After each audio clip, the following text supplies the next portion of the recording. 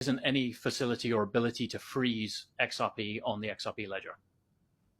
So only it says here at the gateways, right, that you can freeze it. Yeah, so meaning gateways are kind of analogous to exchanges.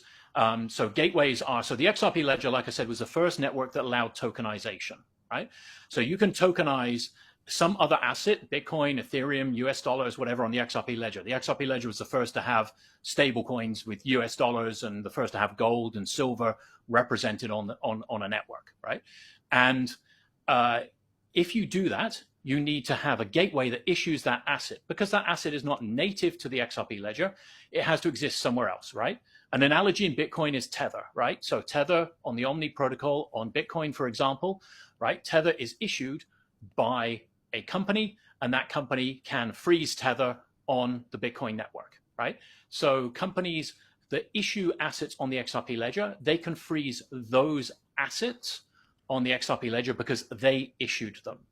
But XRP itself does not have an issuer. Like Bitcoin, it is the native currency of the network. It has no counterparty, right? So because there is no issuer, there's no counterparty, you cannot freeze XRP itself. You can only freeze issued assets. And like I said, you can do exactly the same on Bitcoin. You can do exactly the same on Ethereum with issued assets.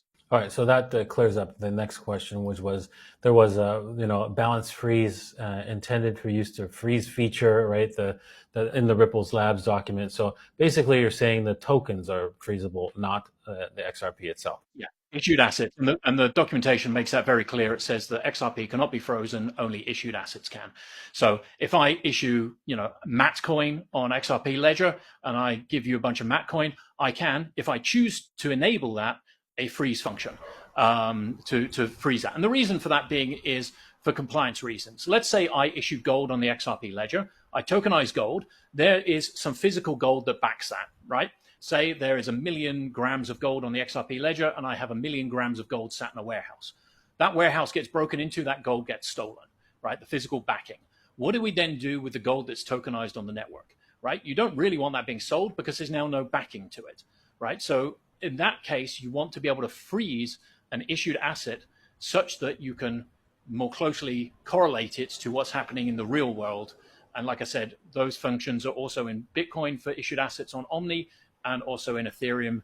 Most ERC20 tokens have a similar kind of thing that can be frozen by their issuer.